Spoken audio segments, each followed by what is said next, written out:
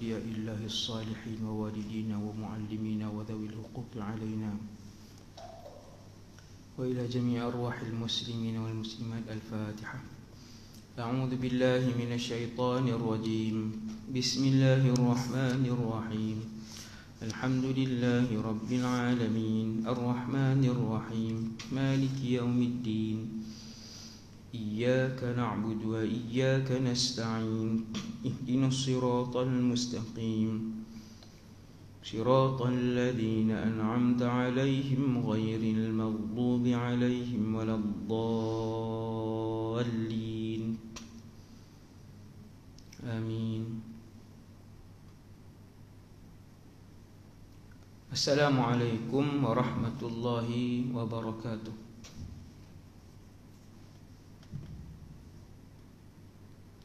A'udzu billahi minasy syaithanir rajim. Bismillahirrahmanirrahim. Alhamdulillahilladzi ahyana ba'dama amatana wa ilaihin nusyur. Wassalatu wassalamu ala asyrafil anbiya'i wal mursalin wa ala ali kullin wa sahbi kullin ajma'in. Wala hawla wala quwwata illa billah al-aliyyil azim. Wala hawla wala quwwata illa billah al-aliyyil azim. Wala hawla wala quwwata illa billah al-aliyyil azim. Rabbi shrah li sadri wa yassir li amri wahlul 'uqdatam min lisani yafqahu qawli. Allahumma hdi qalbi wa saddid lisani bihaqqi sayyidina Muhammad sallallahu alaihi wasallam.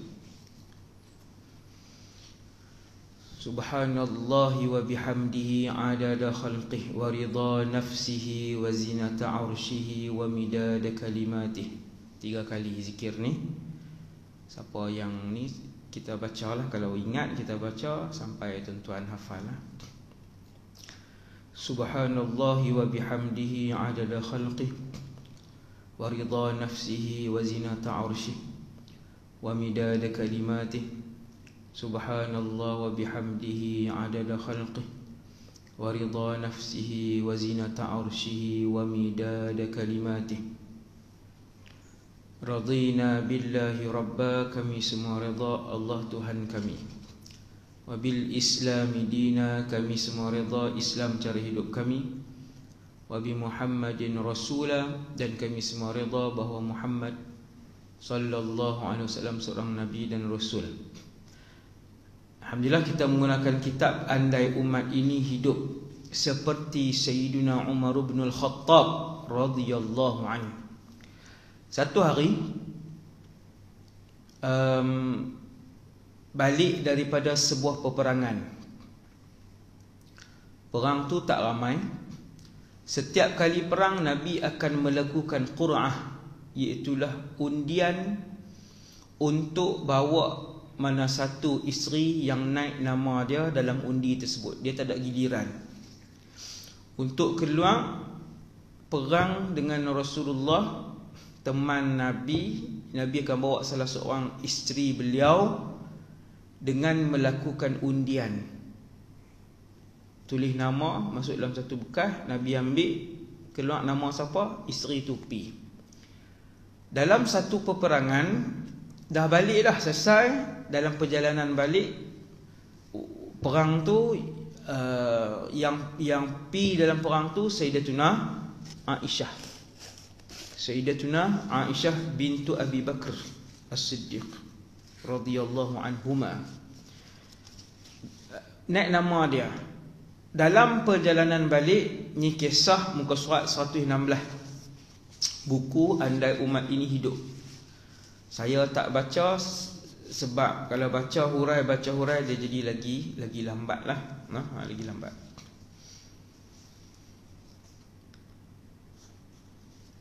Nak sampai Madinah lagi berapa, tak sampai sehari dah, Nabi berhenti sekejap. Ni perjalanan balik. Nak sampai Madinah, kita kata lagi beberapa jam dengan perjalanan unta, kuda dan sebagainya lah, pelan-pelan. Kemudian Nabi berhenti biasalah. Bukannya kenderaan macam kita kan, jalan kaki dan sebagainya. Sampai satu tempat berhenti. Dan di padang pasir ni, padang pasir ni, dia ada laluan yang orang tahu. Memang guna laluan ni. Walaupun dia padang pasir, tak ada RNR, tak ada hentian sebelah, tak ada stesen minyak. Tapi di padang pasir zaman dulu, semua pengembara dan orang Arab tahu kena guna jalan ni, kena guna jalan ni. Sebab jalan ni ada pokok, jalan ni ada telaga, macam tu. Satgi sampai di sini kita boleh berhenti, sampai di sini boleh berhenti. Sebab tu, ni saya selit sikit faedah. Sebab itu, kalau orang Arab bermusafir daripada Mekah pergi ke Madinah, pergi ke Syam, pergi ke mana pun, kalau mereka jumpa orang di mana-mana saja, mereka berselisih orang, mereka tahu lagi berapa hari puak ni akan sampai Madinah, lagi berapa hari mereka ni akan sampai Syam, lagi berapa hari mereka ni akan sampai Mekah. Semua mereka tahu. Walaupun dulu tak ada Waze, walaupun dulu tak ada papan tanda bagi tahu berapa kilometer, walaupun dulu tak ada semua-semua tu, tapi pengalaman bermusafir orang Arab, mereka boleh tahu ni berapa jam lagi, bukan jam, berapa hari lagi akan sampai. Yang tu itu maklumat tambahan untuk sirah. Jadi Nabi waktu tu dah perjalanan balik dengan tentera Islam. Dekat nak sampai Madinah, tak jauh dah, Nabi berhenti sekali lagi, rehat sat. Waktu Nabi berhenti rehat itu, mereka bawa turun macam biasa haudaj, tempat isteri Rasulullah duduk dalam haudaj ni macam bilik, tapi bukan bilik lah, macam kayu yang diangkat tu di tengah belakang, no? Satu kayu yang ditutup dengan kain, lepas tu ada orang bawa lah, ataupun mereka letakkan kayu tu di atas unta. Angkat kayu tu, tak atas unta, ikat. Dipanggil haudaj. Sayyidatuna Aisyah, isteri Nabi, duduk dalam tu.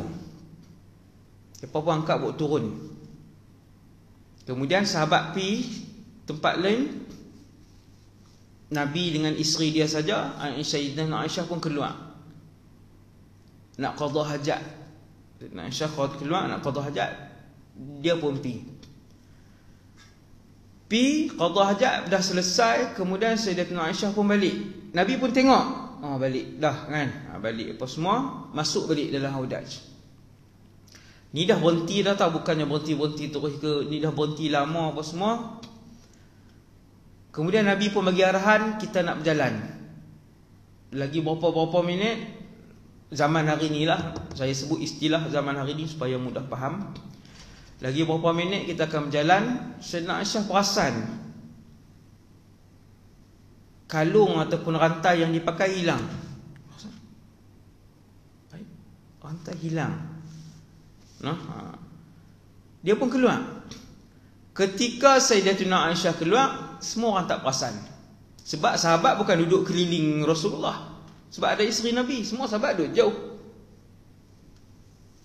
Bila Sayyidatuna Aisyah balik tadi, Nabi tengok dah, lepas tu Nabi buat kerja dia. Kemudian Sayyidatuna Aisyah pergi cari yang hilang tadi, tak bagi tahu Rasulullah. Maksudnya dia pun kalut juga, sebab Nabi dah umum nak berjalan, nak bergerak. Aisyah pun tengok hilang, terus keluar pi. Macam itulah kan. Kemudian Nabi pun kata kita bergerak. Sahabat pun pakat mai beberapa orang yang bertugas angkat haudaj. Ketika itu Sayyidatuna Aisyah umur baru belasan tahun, dan dia seorang wanita yang kurus. Bukan kurus kering, khafif al-lahm. Sayyidatuna Aisyah sebut kuntu khafif al-lahmi dalam hadis tu. Aku seorang wanita yang tidak berat. Orang perempuan tak berat kan. Jadi sahabat mai terus angkat benda tu, dengan menganggap Sayyidatuna Aisyah ada dalam tu. Nabi pun tak tanya apa dah, sebab tadi dah nampak kan. Kita boleh faham lah suasana tu, biasalah. Angkat, letak, mereka pun ikat. Bukan ikat Sayyidina Aisyah, ikat Haudash tu lah. Ikat apa semua, bergerak padang pasir ni. Siapa pernah padang pasir? Dia ada tempat yang kalau kita pergi tu, kita hilang daripada pandangan lah. Kita turun, kita hilang daripada pandangan. Macam tu, ada tempat. Tentera tadi hilang daripada pandangan. Habis, tinggal tempat tu. Sayyidatina Aisyah di mana? Duk cari dia punya rantai, calung. Dan ada sahabat Nabi nama Safwan ibn Mu'attal. Dia ni ditugaskan dalam setiap peperangan. Nabi akan ada yang bertugas untuk pergi tengok di belakang, untuk pergi cek ada barang tertinggal ke sebagainya kan. Jadi Sayyiduna Safwan ibn Mu'attal radhiyallahu anhu, dia pun dia biasa, dia akan putar di belakang tengok. Oi, ada orang tertinggal ridak, ada orang tertinggal buku, pen contoh lah kan. Bila pasukan tentera Nabi hilang daripada pandangan, hilang daripada pandangan, tak ada lah. Sayyidina Safwan pusing tengok barang apa. Sayyidina Aisyah dah sampai di tempat tu. Dia tengok tak ada orang, kosong. Di tempat yang ada Haudash tadi ni, Rasulullah pun tak ada, semua tak ada dah. Sayyidina Aisyah pun duduk, dia pun tutup badan dia. Memang tutup dah kan, tapi dia maksudnya dia betulkan pakaian tu, dia duduk. Tunggu situ kan, tunggu je. Tengok kan, isteri Rasulullah tunggu di tempat tu, duduk. Sayyidina Safwan pun datang. Bila Sayyidina Safwan datang, dia pun tengok. Dia kenal ini Aisyah. Isteri siapa lagi dalam medan perang? Mana ada orang perempuan? Dalam medan peperangan mana ada orang lain bawa isteri? Tak ada. Rasulullah saja yang dibenarkan. Nombor dua, kata para ulama sirah, Sayyidina Safwan pernah melihat Sayyidatuna Aisyah sebelum diwajibkan hijab, hak tutup semua tu. Sebelum diwajibkan hijab, hak tutup muka apa semua tu, Sayyidina Safwan pernah melihat Sayyidina Aisyah dan dia kenal Sayyidina Aisyah. Apabila sahabat melihat isteri Rasulullah di situ, dia hanya sebut inna lillah wa inna ilaihi raji'un. Yang tu saja. Berapa jam mereka sembang? Tak ada jam. Berapa belas soalan Sayyidina Safwan tanya Sayyidina Aisyah? Tak ada soalan. Inna lillah wa inna ilaihi raji'un. Isteri Rasulullah. Yang tu je. Tengok. Maka dia pun buat turun kenderaan yang dia naik tu. Sayyidina Safwan ni bertugas untuk tengok barang-barang yang tertinggal. Maka dia ada kenderaan lah, mungkin kuda. Dia buat turun kuda dia. Satu soalan pun, kalau perempuan hari ni macam mana? Sama, bukan kata perempuan hari ni, laki pun sama, perempuan pun sama. Kita bersembang tak cukup topik, tak cukup ayat sembang. Laki perempuan bertampar hang aku, melawak apa semua kan, bersembang, duduk rapat-rapat sampai boleh bau minyak wangi kawan ni, sampai berlaga. Ini umat akhir zaman, umat yang sangat jauh dengan syariat ni. Cuba tengok sirah, tengok perangai para sahabat radhiyallahu anhum. Sepatutnya Sayyidina Aisyah dia kenal Safwan ibn Mu'attal. Sayyidina Safwan, macam mana ada orang kenal kan? Apa Nabi tinggal tak tengok ke? Aku pergi cari sat tengok, main tengok tak ada orang tengok lah, cek dulu. Patutnya beletiang tua aku duduk tang ni. Dah duduk seorang payah tak ada, perempuan tak tanggungjawab punya suami kan, kena dah. Subhanallah, tidak ada ayat yang keluar daripada mulut Sayyidatuna Aisyah.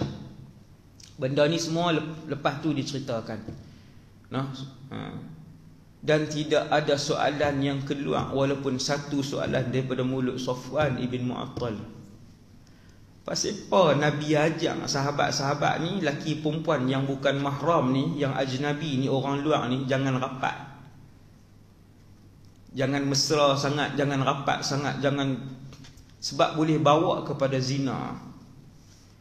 Saya baru sembang je dengan satu orang kawan, baru sangat semalam, baru sembang dengan dia, no? Sembang, dia ni perawat, no? Masya-Allah, dia perawat. Sembang saja sembang kan, sembang. Kemudian dia kata, ustaz, ada kes, dia pun ustaz juga perawat ni kan, dia kata ada kes satu bangunan, dua perawat, seorang ustaz, seorang ustazah, no? Orang mai berubat balik, orang mai berubat balik, orang mai berubat balik, dah duduk dalam satu bangunan, mesra lah. Kawan ni tolong buat main nasi lemak, esok kawan ni tolong beli cucuk pisang, lusa kawan ni apa semua, duduk makan sekali, berzina. Zina. Subhanallah. Inna lillahi wa inna ilaihi raji'un. Bahaya. Ada kes lain, sebahagian, dia lelaki, perawat perempuan mai, perawat perempuan tu ulang mai lagi, perawat lagi, lepas beberapa bulan mai lagi, jadi mesra, bersembang, kenal rumah hang, kenal rumah aku, kenal rumah hang, bagi hadiah kat hang, bagi hadiah kat aku, berzina. Inna lillahi wa inna ilaihi raji'un. Tak boleh duduk, no? Pakai sorban ke, bubuh rida kat atas ke, bawa tasbih panjang ke, kan?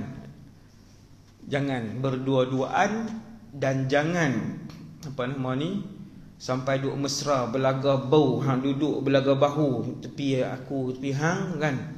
Kawan ni bau minyak wangi kawan ni bau minyak wangi yang dipakai di badan kawan ni, akhirnya naik syahwat. Hasbunallah wa ni'mal wakil.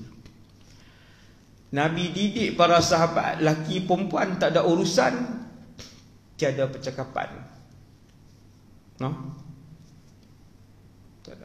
Inna lillahi wa inna ilaihi raji'un. Zauju Rasulillah, isteri Nabi. Az-zawj yutlaq 'ala az-zawj wa az-zawjah. Az-zawj 'inda al-Arab.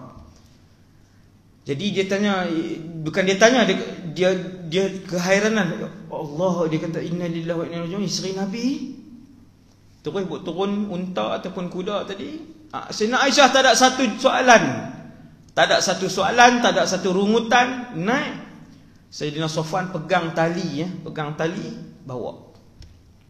Nak kejar tentera yang di depan. Madinah jauh ke dekat? Dekat dah. Bandar Madinah sudah dekat. Kenapa Safwan laju? Kenapa Sayyidina Safwan laju nak bawa Aisyah? Sebab mereka berdua. Jadi kalau masuk Madinah, mereka depa dua orang masuk Madinah, tentera semua dah masuk, dia tahu, no? Bahaya. Maka dia pun laju. Nabi pun dah sampai dengan para sahabat, dah masuk Madinah. Dah siapa semua. Selepas berapa hari ni, bahasa hari ni kita kata lepas 2 jam. Bahasa hari ni, selepas 1 jam lah kita kata bahasa hari ni, mudah faham. Lepas 1 jam, tiba-tiba Sayyidina Safwan bawa tali di belakang Sayyidatuna Aisyah. Duduklah haudas tak? Tak duduklah haudas. Nampak keadaan Sayyidina Safwan masuk seorang-seorang dia di belakang ada Aisyah tu, dilihat oleh kepala munafik ketika tu, Abdullah bin Ubay bin Salul. Dia nampak, Allah Ta'ala takdirkan dia nampak. Dia kata, ni Safwan, itu Aisyah. Tadi Muhammad dah balik. Munafik ni kalau belakang dia panggil Muhammad je. Muhammad dan tentera dia dah balik. Dia pun ambil kamera cepat-cepat. Hari ni punya cerita kan. Selfie apa? Bagi nampak kat belakang tu. Apa dia tulis? Dia tak tulis Safwan berzina Aisyah. Perangai munafik sama macam hari ni. Kemana mereka pergi berdua-duaan? Lepas tu dia buat macam tu. Dia buat macam tu. Fikir. Ni contoh yang saya buat nak bagi nampak perangai kepala munafik zaman Nabi dengan manusia hari ni. Semua gambar nak share, semua keadaan orang nak ambil, bubuh dalam Facebook dia, bubuh dalam ni apa semua. Benda tu, gambar tu boleh mendatangkan 100 persoalan. Aib orang, kadang-kadang aib orang, kadang-kadang 100 persoalan. Kawan tu tak buat salah pun, tapi kalau bubuh gambar tu jadi aib, bubuh juga, bubuh. Macam perangai munafik sebiji. Zaman hari ni, kalau tak kongsi, lebih baik daripada kongsi zaman hari ni. No? Sebab kalau kita kata kongsi benda baik dah lah, mereka kongsi benda-benda yang tak sabit pula, yang maudhu', benda yang khurafat, benda yang tu pula. Maka zaman ini, akhir zaman ini, kalau tak kongsi apa-apa, lebih baik daripada berkongsi. Bila Abdullah bin Ubay bin Salul dia tengok ni, apa dalam otak dia? Macam-macam 100 benda. Dia pun terus cari tempat orang berhimpun apa semua, pergi ajak-ajak saya mamai ni. Baru tadi ni nampak, baru tadi je nampak Safwan balik dengan isteri Muhammad.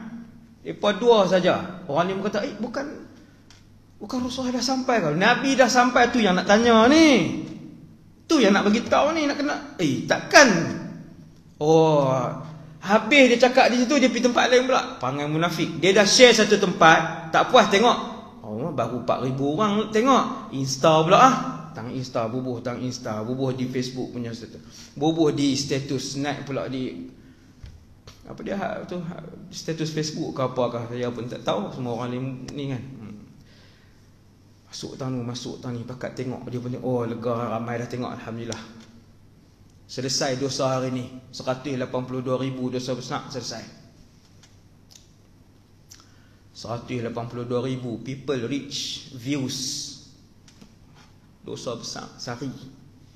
Nabi sebut tahu, akhir zaman ni manusia akan buat satu dosa besar dalam keadaan yang tak masuk akal.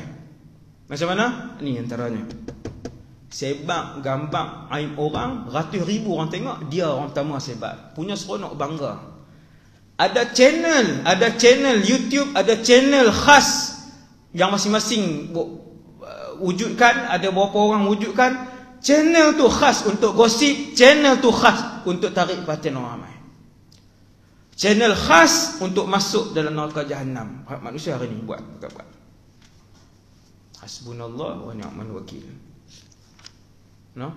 Jadi apa yang berlaku? Cerita ni panjang, huraian dia panjang. Cerita ni bila dah ni nganga sampai tak cukup ni. Bila dah jadi macam ni, berita tu telah tersebar,